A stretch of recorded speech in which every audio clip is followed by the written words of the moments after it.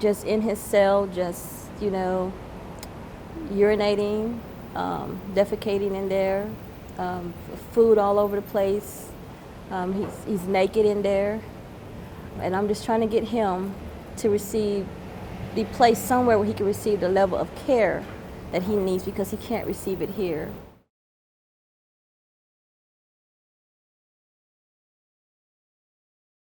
But in August 2021, things took a turn for the worst. He went into like a mental breakdown and he developed schizophrenia. And everything that he was doing in his life was put at a halt.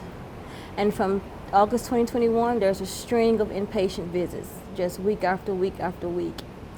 And in 2023, he was diagnosed with intermediate explosive disorder. And that right there is like it's very detrimental because that's what causes the spouts of attacking. That he doesn't know stranger danger. He just come up to an individual with that type of behavior and just have an episode. So right now, I'm dealing with the issue of him being arrested at his group home on December the 11th, 2023. No first responders were called. They have police officers that cater specifically to MHMR patients. They were not called out. Those at the group home that are in charge asked for him to be taken to a hospital to receive treatment. He was not taken there. He was taken here to the Lone Evans Tarrant County Correctional Facility, which is where he's been ever since then. Just in his cell, urinating, defecating in there, food all over the place. He's naked in there. And I'm just trying to get him to be placed somewhere where he can receive the level of care that he needs because he can't receive it here. As a mother, this has to be heartbreaking. It's very heartbreaking, and it takes a lot of strength to sit here and to talk about it. But I'm just so glad that the whole community is behind us right now because there is no one else. My family is occupied with their lives. So it's always been me and my 3 boys.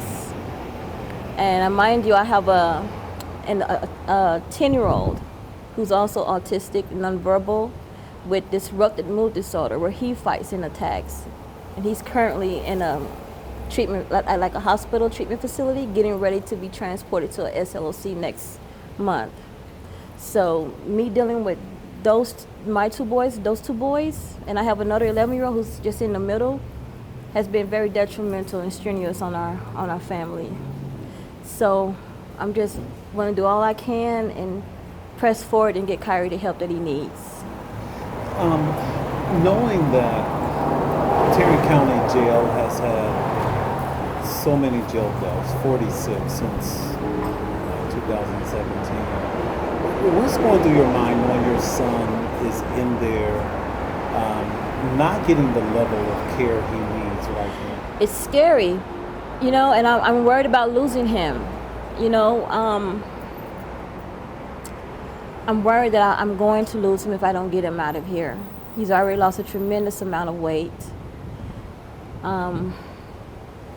When I visit him, I can't get a conversation because his mind he's hallucinating, he's all over the place because he can't receive the level of care that he needs here. This facility is not equipped for that. And I'm afraid that I'm going to lose him. So that's why I'm taking the detrimental steps that I need, as a mother, to try to save him while I still have time. The jail has documented that he has stopped taking his medicine and has refused to eat.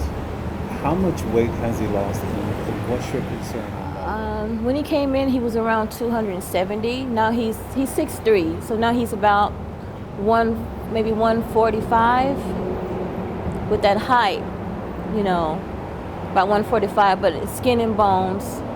I've visited him and I found sores about this wide and this long on his back, dug down to the meat. He has another one, if I can remember, on his arm. He had dug a hole in the top of his scalp.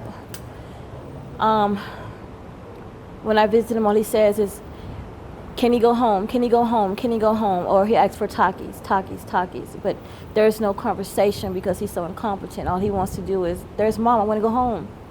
So I'll visit him a Saturday and maybe I'll skip one because it sends him into an episode of anxiety. When he sees me leaving, he can't leave. And so I don't want to push him more into that. So I kind of give him a break in between. But I'm just trying to do all I can to speak up and fight for his life. Now, you've gotten involved. Why? Because of everything that she just said.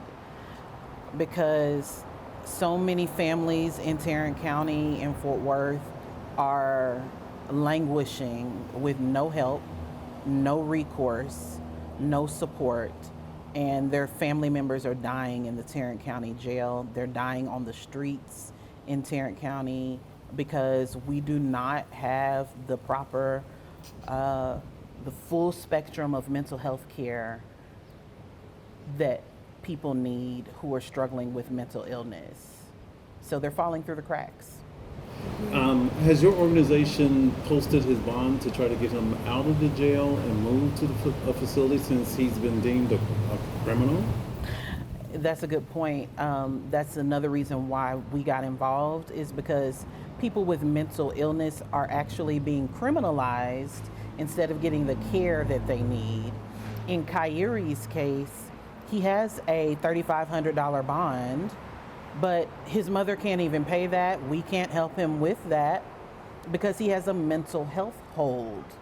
So even if the bond money was available, he couldn't get out because the jail, the judge, the courts, they are keeping him here so that he can go through what's called competency restoration, which is a wait list to go to a state hospital to be deemed competent to stand trial. Kaiyere will never be deemed competent to stand trial because he has an intellectual developmental disability since the age of 2 when he was diagnosed. He's been a patient of MHMR since age 2, and his condition has progressed over time.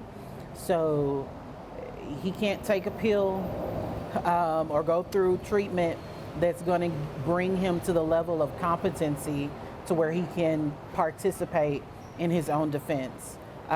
That is the program or the wait list that he's on right now, and it is a utter waste of time, precious time that could be spent getting him the proper level of care that he needs instead of criminalizing him.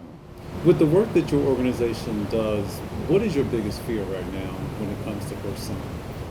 That he will wind up like one of the 64 people who have died in the Tarrant County Jail since 2017 when Bill Wayburn took office as the sheriff.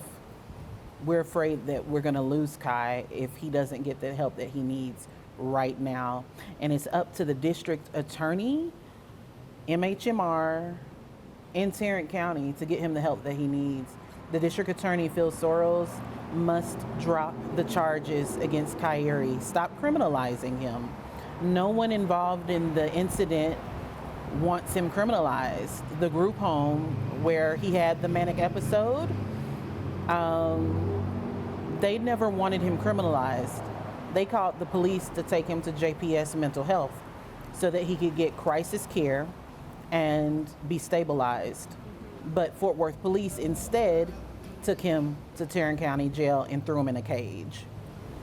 What do you say to other families in her situation? Because it's not an isolated case. This is not an isolated case. When we found out about Kaiyere, we were dealing with 2 other very similar cases, young Black men with intellectual developmental disabilities or mental illness who had been criminalized and thrown in the Tarrant County Jail. And the only way we were able to help them was because we knew about it, because someone reached out, and because we knew people who could help. We called Commissioner Simmons on the Tarrant County Commissioner's Court and she was able to help us in some of those cases. In some cases, we just came down to the jail and advocated for those individuals ourselves to get them into the care that they needed and out of a cage. What I would say to other families who may be experiencing a loved one who has mental illness, who is in a crisis, is do not call the police. Do not call the police. Not in Tarrant County, because police here are not equipped, they are not trained to deal with individuals who are in a mental health crisis. If you can, take your loved one directly to the hospital yourself, go through a probate court and have them involuntarily committed through the civil process, not a criminal process, so that they can get the proper level of care that they need.